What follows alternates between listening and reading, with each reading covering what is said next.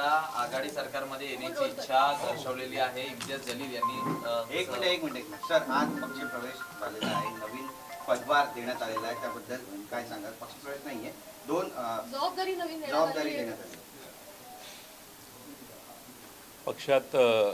पक्षाने असा निर्णय घेतलेला आहे की नवाब मलिक यांच्या अनुपस्थितीत मुंबई शहर महानगरपालिकेचं जे क्षेत्र आहे या क्षेत्रामध्ये पक्ष संघटनेची जबाबदारी दोन कार्याध्यक्ष नेमून करायची आणि त्यासाठी राखी जाधव या महाराष्ट्रात मुंबई महानगरपालिकेतल्या राष्ट्रवादीच्या गटनेत्या आहेत, त्या एक कार्याध्यक्ष म्हणून, आणि नरेंद्र राणे आमच्या पक्षाचे पूर्वीपासूनचे आमचे जुने नेते कार्यकर्ते आहेत, या दोघांची नियुक्ती करण्यात आलेली आहे.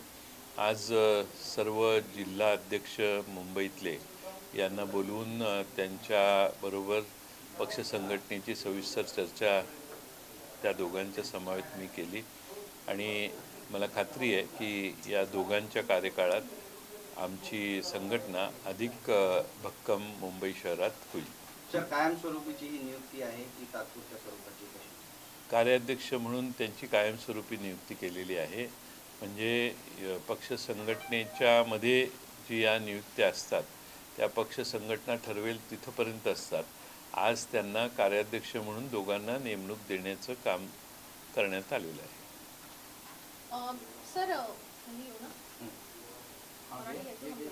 सर, आज अगर हम देख रहे हैं तो एक बड़ी जिम्मेदारी जो है वो यहाँ पर राखी जाधव जी और रानी जी को दी गई है. क्या मतलब किस तरह से जिम्मेदारी होगी और कैसा काम करेंगे?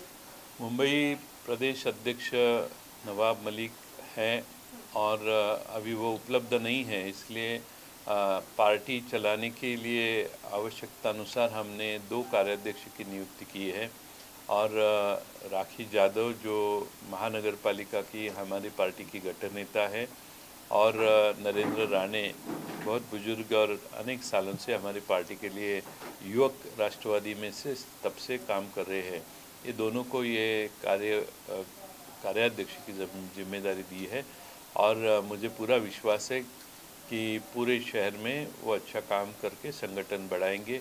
साथ में आज हमारे मुंबई शहर के उपनगर के सारे जो जिला अध्यक्ष हैं उनको बुला के उनके उपस्थिति में संगठन के बारे में हमने चर्चा की और मुंबई शहर के अनेक मसलों के बारे में भी चर्चा यहाँ हुई. मुझे पूरा यकीन है कि हमारे ये दोनों नेता इस शहर में पार्टी बढ़ाने में बहुत अच्छी तरह से काम करेंगे. बीएमसी चुनाव को सामने रखते हुए ये जिम्मेदारी दी गई है?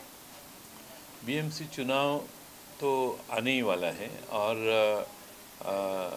इसकी बहुत आवश्यकता थी और पार्टी के सारे कार्यकर्ताओं की मांग थी कि ऐसी नियुक्ति जल्द से जल्द की जाए. एमआयएम सोबत जाण्याची इच्छा इम्तियाज जलील यांनी त्यांचं झालं का? त्यांचं करू. सर, यही एक सवाल है कि जैसे कि हम देख रहे हैं कि फिलहाल जिस तरह के आरोप हो रहे हैं कश्मीर फाइल्स ये सिनेमा को देखकर, तो महाराष्ट्र की सरकार को बार बार बीजेपी पूछ रही है टैक्स फ्री होने के बारे में, जिसका आंसर जो है वो अजित पवार इन्होंने भी हाउस में दिया था. पर कश्मीर फाइल्स में जो मुद्दे दिखाए हैं, जैसी चीज़ें दिखाई है वो सारी गलत है, ऐसे उमर अब्दुल्ला ने कहा है. आपको क्या लगता है? मुझे भी वही लगता है. मैंने कश्मीर फिल्म देखी नहीं है, लेकिन वो सारा कार्यकाल भाजपा, विश्वनाथ प्रताप सिंह की सरकार को सपोर्ट दिए हुई भाजपा, वहाँ के जो गवर्नर थे वो केंद्र सरकार के निगरानी में काम कर रहे थे, जगमोहन जी, और इसके लिए ये सारा जो सब प्रश्न उठा है कश्मीरी पंडितों के बारे में, वो सारा प्रश्न जो कॉम्प्लिकेशन बढ़ा है वो सारा भाजपा के सपोर्टेड गवर्नमेंट से ही हुआ है. इसमें कांग्रेस का या किसी दूसरे पार्टी का कोई तभी संबंध नहीं था. बल्कि मेरे पास एक क्लिप है जो कश्मीरी पंडितों के लिए मनमोहन सिंह साहब ने उनको रहने के लिए स्वतंत्र घर निवासों की व्यवस्था की. उसका उद्घाटन बहुत बड़े पैमाने में वो व्यवस्था की, उसका उद्घाटन मनमोहन सिंह साहब ने किया था. अभी सवाल ये उठता है कि भाजपा ने कश्मीरी पंडितों के लिए क्या किया. एक फिल्म बनाने के बाद उसमें जो अन्याय है, सच या झूठा, मैंने देखा नहीं है, लेकिन मुझे लगता है कि हमारे देश में दो धर्मों के बीच में दरी पैदा करने की कोशिश करने से अब ये सवाल का जवाब नहीं है। मुझे लगता है कि हम कश्मीरी पंडितों के लिए अभी ये सवाल भी हो सकता है कि पिछले 7 साल भाजपा की सत्ता है, कितने कश्मीरी पंडितों को वापस आप कश्मीर लेके गए। अभी धारा 370 भी आपने रद्द कर दी है। तभी आपने कहा था कि जो निर्वासित हो गए वो वापस जा सकेंगे, कितने लोग वापस गए। ये अगर इसकी जो जानकारी देश में मिले तो मुझे लगता है लोग भाजपा का स्वागत करेंगे। ऐसी कोई तीसरे आदमी ने फिल्म दिखाई है और उसके ऊपर इमोशनल लोगों को अलग गुमराह करना, ये मुझे लगता है कि भारत के प्रगति के लिए बहुत ठीक है, ऐसा नहीं। सर, एक ऐसा भी मुद्दा है कि G23 के जो ग्रुप है उसके लिए वीरप्पा मोइली ने ऐसा बोला है कि जब तक मोदी सरकार है तब तक बीजेपी है, अगर मोदी सरकार जाएगी तो बीजेपी पूरी तरह से बिखर जाएगी और कांग्रेस का फिर से राज आ जाएगा, क्योंकि हर पार्टी आती है जाती है, लेकिन कांग्रेस बहुत ही पुरानी पार्टी है जो फिर से आ जाएगी। इस पर क्या लगता है?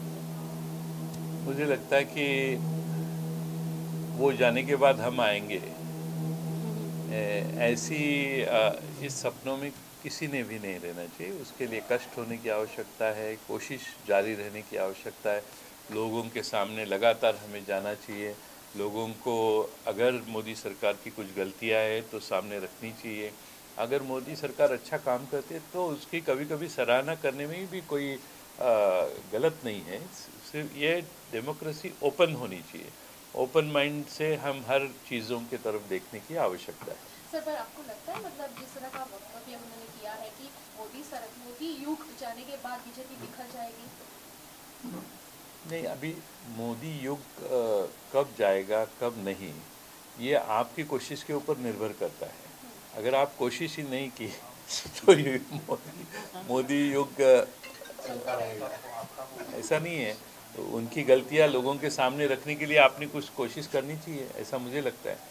और मुझे लगता है मोइली जैसे बहुत बुजुर्ग नेता है, उनका अनुभव है। मैं ये जानता हूँ कि कांग्रेस एक देश में बड़ी पार्टी है, लेकिन अभी दूसरे पर्याय भी सामने आ रहे हैं और इसीलिए इसको सबको बहुत गंभीरता पूर्वक हमें लेना चाहिए। सर, ये गुजरात के बाद अभी कर्नाटक सरकार ऐसे बोल रही है कि भगवत गीता विद्यार्थियों को स्कूलों में पढ़ाया जाए, तो मतलब ये भगवत गीता के ऊपर जो राजकारण अभी पिछले शुरू हो रहा है, क्या लगता है महाराष्ट्र में भी ऐसी मांग हो रही है कि महाराष्ट्र में ये सारे चीज़ें सुनने के बाद ऐसे लगता है कि इस देश में सारे छोटे छोटे जो है रास्ते, गटर, पानी, बिजली, ये सारे मुद्दे ख़त्म हो गए हैं।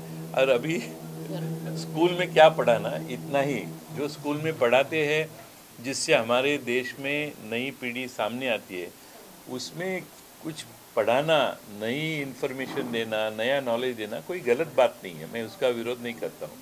जो भी पढ़ाना है पढ़ने के लिए उसका वो बहस का मुद्दा नहीं होना चाहिए। ठीक है, आप पढ़ाने वाले तो पढ़ा दीजिए, लेकिन बहस का मुद्दा करके लोगों का अटेंशन उस तरफ लेके जाना, खींचना, ये गलत है।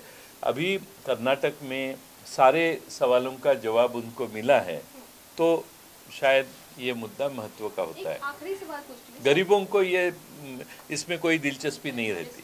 एक आखिरी सवाल पूछती हूँ सर, इस्कॉन इंडिया ने ऐसा भी कहा है कि जो इस्लामफोबिया से निपटने के लिए 15 मार्च ये दिन जो है वो अंतर्राष्ट्रीय दिन बनाया जाए इस्लामफोबिया के लिए, लेकिन जो हिंदू जो बांग्लादेश में है, पाकिस्तान में है, जो अल्पसंख्यक में है, उसके ऊपर जिस तरह का अन्याय हो रहा है उसके ऊपर कोई बात नहीं करना चाहता, उसके ऊपर कोई बात करने आगे नहीं आता है, तो इस पर क्या प्रतिक्रिया है? मुझे इसकी ज़्यादा जानकारी नहीं है। दोन कार्याध्यक्ष निवडले तुम्ही, ही तात्पुरती व्यवस्था असणार आहे का? जेव्हा मलिक साहेब बाहेर येतील तेव्हा पूर्ववत व्यवस्था केली जाईल?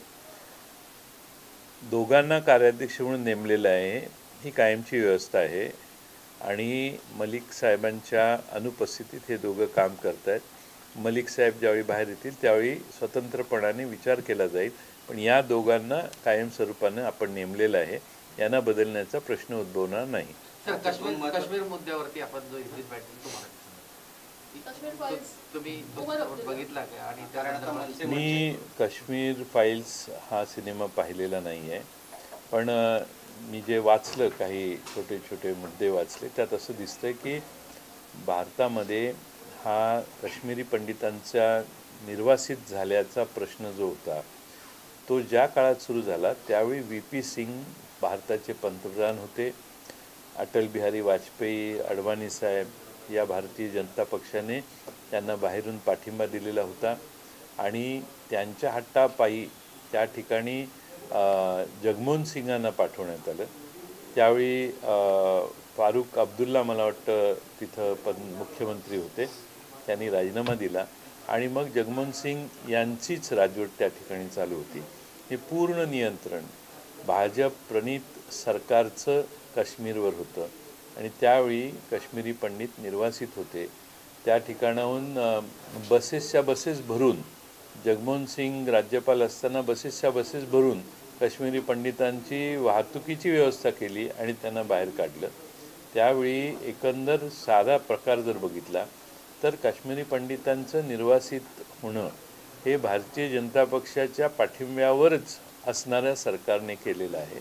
याचा जबाब भारताला, भारतीय जनता पक्षाला द्यावा लागेल. दुसरा महत्त्वाचा प्रश्न की ह्या निर्वासित झालेल्या काश्मीरी पंडितांना कधी परत आणलं. आज मागच्या 7 वर्षात कधी मोदी साहेबांनी आणि त्यांच्या सरकारने काश्मीरी पंडितांना तिथं राहण्याची व्यवस्था केली. उलट माझ्याकडं एक क्लिप आहे, मनमोहन सिंग सरकारमध्ये असताना त्यांनी काश्मीरी पंडितांच्यासाठी निर्वासित झाल्यामुळे स्वतंत्र घरांच्या योजना उभ्या केल्या आणि त्याचं उद्घाटन मनमोहन सिंगांनी केलेलं आहे. त्यामुळे काश्मीरी पंडितांची काळजी ही तेव्हाच्या तत्कालीन काँग्रेस UPAने चांगल्या प्रकारे घेतलेली होती. आता 7 वर्षानंतर एखादा सिनेमा बघितल्यानंतर काश्मीरी पंडितांची आठवण झाली असेल तर मला वाटतं की आता 370 धारा पण आपण काढून टाकलेली आहे. त्यामुळं सरकारने सांगावं की किती काश्मीरी पंडित त्यांनी पुन्हा काश्मीर खोऱ्यात जम्मूच्या भागात नेऊन त्या ठिकाणी पुन्हा त्यांना त्यांचं घर आणि त्यांची व्यवस्था पुन्हा मिळवून दिली. त्यामुळे जबाबदारी ही भारतीय जनता पक्षाची आहे आणि सिनेमामध्ये ज्या टोकाच्या भावना दाखवण्याचा प्रकार होतो त्यातून जी समाजात दरी निर्माण होते त्याचा फायदा करणं आणि राजकारण करून घेणं एवढाच मर्यादित उद्देश काही लोकांचा या देशात आता अलीकडे दिसायला लागलेला आहे. तर चंद्रकांत दादा पाटील जसं म्हणाले की जोपर्यंत ST सुरू होत नाही महाराष्ट्रामध्ये तोपर्यंत आम्ही सुरू ठेवू देणार नाही, सभागृह चालू देणार नाही, भूमिका घेतलेली. त्यांनी भूमिका घेतलेली आहे. विधान परिषदेत किंवा विधानसभेत त्यांची भूमिका येईल त्यावेळी त्याचं समर्पक उत्तर आम्ही देऊ. ST महामंडळाच्या संबंधात राज्य सरकारने जेवढं शक्य होतं तेवढी पूर्ण क्षमतेने निर्णय घेतलेला आहे. आमचे त्या विभागाचे मंत्री अनिल परब यांनी अनेक वेळा संबंधितांशी चर्चा केलेली आहे. अगदी आमचे सर्वोच्च नेते पवारसाहेब यांनी देखील यात तोडगा काढून काही सकारात्मक भूमिका सरकारने घ्यावी अशी व्यवस्था केलेली आहे. स्वतः मुख्यमंत्र्यांनी, राज्याचे अर्थमंत्री आणि उपमुख्यमंत्र्यांनी देखील अतिशय सकारात्मक धोरण ठेवलेलं आहे.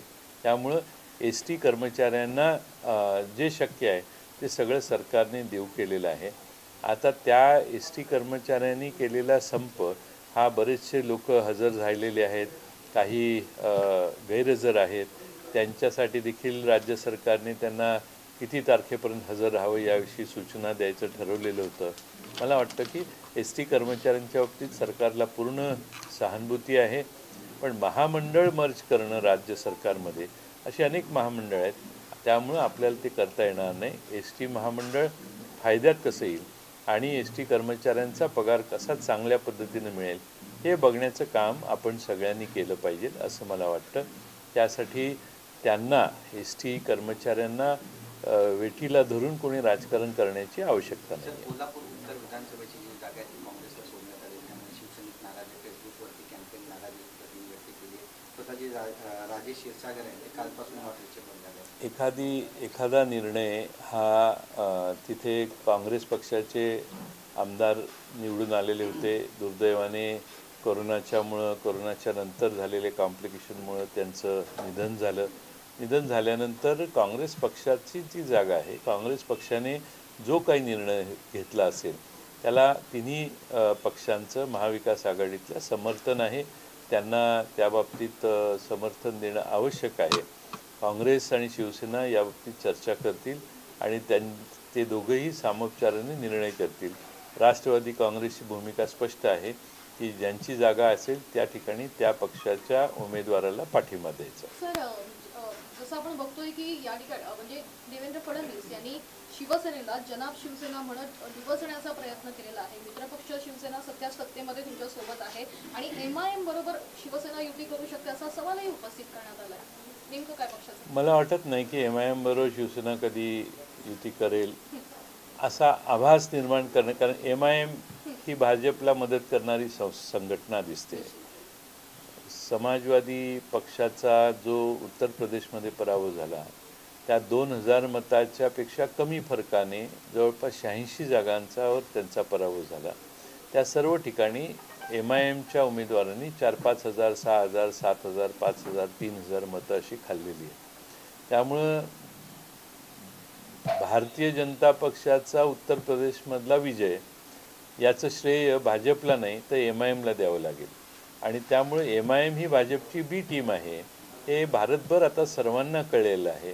आणि मुस्लिम बांधवांना देखील MIMला मतं देणारी जी लोकं आहेत त्यांनाही कळलेलं आहे की क्षणिक भावनात्मक भाषणं ऐकून आपण मतं दिल्याने आपलं दूरगामी फार मोठं नुकसान व्हायला लागलं आहे हे आता लोकांना कळायला लागलं आहे. त्यामुळे MIMचा जनाधार फार मोठ्या प्रमाणात कमी होईल. MIMने कुणाशी आघाडी करायची असली भाजपच्या विरोधात तर तशी कृती त्यांनी दाखवली पाहिजे. येणाऱ्या कुठल्या तरी निवडणुकीत त्यांनी खरंच भाजपच्या विरोधात आपण आहोत हे सिद्ध करण्यासाठी काही भूमिका स्वीकारणं आवश्यक आहे. त्यांनी राष्ट्रवादी देण्याची पण इच्छा आहे. आमचा मेसेज शरद पवारांपर्यंत पोहोचवायचा इम्तियाज आहे. त्यांनी कोणाला सांगितलं? त्यांनी एक प्रतिक्रिया दिलेली आहे आणि त्यांनी असं म्हटलंय की आघाडी सरकार सोबत जाण्यास आम्ही इच्छुक आहोत. आता आघाडी सरकारने निर्णय घ्यावा. तर त्यांनी एक टाळीसाठी हात पुढे केलेला आहे. आपल्याकडनं ती टाळी आपण देणार का? टाळीसाठी हात पुढं केलेला असला तरी विचार करून टाळीवर हात लावायचा असतो. कोणाची टाळी पुढाली? त्या माणसाचे विचार बदलले आहेत का? समाजातली टोकाची भूमिका व्यक्त करताना तुम्ही एवढी एक्स्ट्रीम भूमिका जर मांडत असाल तर आम्ही सर्वजण हे पुरोगामी विचाराचे कार्यकर्ते आहोत. हिंदू आणि मुस्लिम यांच्यात दरी वाढवणारी भाषणं जर कोण करत असेल तर ते आम्हाला मान्य नाही. ते भाजप असो अथवा MIM असो. त्यामुळं मतांचा फायदा मिळवण्यासाठी अलीकडे ही फॅशन झालेली आहे. भारतीय जनता पक्ष जागा उभे करते, दुसऱ्या बाजूने MIM उभे करते, आणखीन एखादा तिसरा पक्ष उभा करायचा, मतांचं स्प्लिट करायचं आणि मग भारतीय जनता पक्षाचा विजय होतो असं दिसायला लागले. आम्ही या मताचे आहोत की भारतीय जनता पक्षाचा पराभव करणाऱ्या सर्व पक्षांनी आमच्यावर यावं. पक्षाबरोबर येत असताना तुम्ही कोणता कृतीत काहीतरी दिसलं पाहिजे की खरंच ते तुमचा त्या भारतीय जनता पक्षाच्या भूमिकेला विरोध आहे हे कुठंतरी सिद्ध झालं पाहिजे. तुम्ही कृतीनं सिद्ध केलं, तुम्ही खरंच त्या बाबतीत प्रामाणिकपणाने काम करताय असं दिसलं तर कदाचित समविचारी पक्ष म्हणून तुम्हाला भविष्य काळात त्याचा आम्ही विचार करू. पण टाळी पुढं केली आहे म्हणून टाळीवर आज हात देणं हे आम्हाला आज सोयीस्कर वाटत नाही आणि योग्य वाटत नाही. भविष्यकाळात म्हणजे 2024 आहे की जर ते सोबत आले तर नक्कीच चांगलं काहीतरी. सुप्रियाताई जरी म्हटलेल्या असल्या तरी ते सोबत घ्यायचे किंवा नाही याच्यात त्यांच्या वागणुकीवर अवलंबून आहे. ते जर व्यवस्थित वागले, ते जर खरंच भारतीय जनता पक्षाच्या विरोधात त्यांनी 4 पावलं मागं जायचं ठरवलं, आणि आघाडी होताना प्रत्येकाने 4 पावलं मागे जायची असतात तर आघाडी होते, ती माघार घेण्याची तयारी असेल तर मग त्याचा विचार करता येईल. पण आज त्यांच्या कृतीतनं आम्हाला उत्तर प्रदेशचा पराभव MIMमुळे झाला आहे असे आकडेच दिसत आहेत.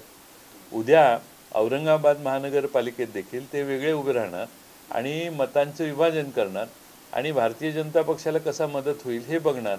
हा कॉन्ट्रॅक्टच झाल्यासारखं वाटतं काही वेळेला. नहीं अभी हिंदी में मैं बात, अभी एक बार मराठी में जाने के बाद हिंदी में जाना बहुत मुश्किल है. मेरी हिंदी इतनी अच्छी नहीं है. देवेंद्र फडणवीस बोलताना म्हटलेले आहेत की हे सरकार काही दिवसांपुरती आहे किंवा काही काळापुरती आहे. तर दुसरीकडे रावसाहेब दानवे यांनी देखील म्हटलेलं आहे की आघाडीतले 25 आमदार हे आमच्या संपर्कात आहेत.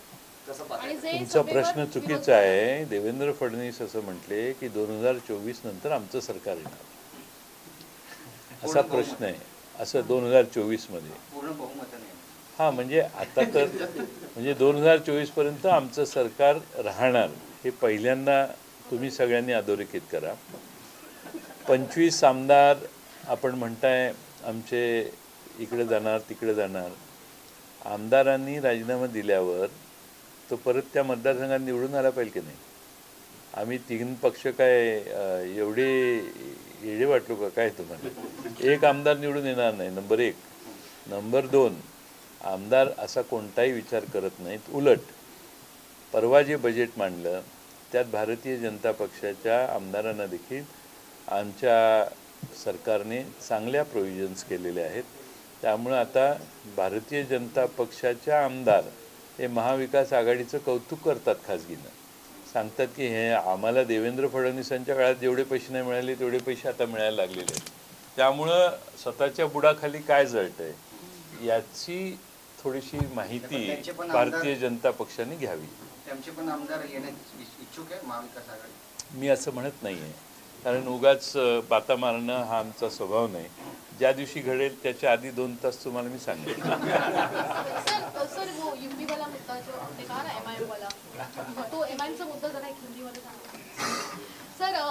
जैसे कि हम देख रहे हैं कि महाराष्ट्र सरकार में एमआईएम आने के लिए कुछ पॉजिटिव बता रही है. तो आपको लगता है मतलब एमआईएम महाविकास आघाड़ी की सरकार के साथ आएगी? मुझे अभी बताया गया कि एमआईएम की इच्छा है, लेकिन अब तक का जो अनुभव है, जैसे कि समाजवादी पार्टी जो उत्तर प्रदेश में उनको वो परास्त हुई, उसमें 86 सीट्स ऐसे हैं कि जिसमें समाजवादी पार्टी को 2000 से कम मतों से उनका डिफीट हुआ.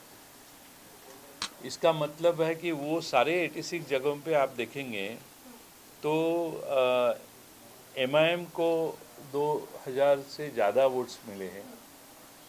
बहुजन समाजवादी पार्टी ने यूपी में शायद 400 सीटें लड़ाई है. उसमें पूरे यूपी में बहुजन समाजवादी पार्टी को 1.20 करोड़ वोट्स मिले और 1 सीट उनकी चुन के आई. 12.1% वोट्स बहुजन समाजवादी पार्टी को मिले. पूरे देश में पूरे राज्य में 12.1% वोट है, लेकिन सीट एमएलए उनका 1 ही चुन के आया. ये वोटों का बंटवारा करके भाजपा का वहाँ पे विजय उनको हासिल हुआ है. और इसीलिए एमआईएम का रोल तो उसमें सबसे बड़ा है कि हर सीट में जितने वोटों से समाजवादी पार्टी परास्त हुई उसके थोड़े से ज़्यादा वोट्स एमआईएम को मिले हैं. इसलिए भाजपा की बी टीम के नाते एमआईएम काम कर रही है ऐसा दिख रहा है.